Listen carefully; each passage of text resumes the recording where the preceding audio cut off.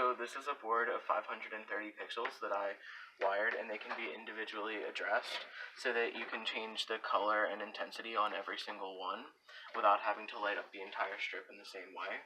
And it's really interesting in that you can create several different types of effects. Like here you have the running pixels. You can also create like gradients. You can have random pixels turn on at random times.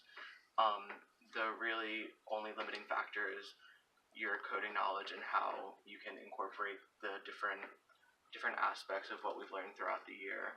That's really cool. Now, what did you do here? What is that? Is it in a commercial frame? Yeah, it's in a photo frame where I took out the back to make it a little bit deeper, and then I took some frosting film and put that over the glass to help diffuse the light and also to hide the wires a bit. And then all of these are soldered together behind the scenes? Yeah. Wow, that's pretty good. All right, thank you very much.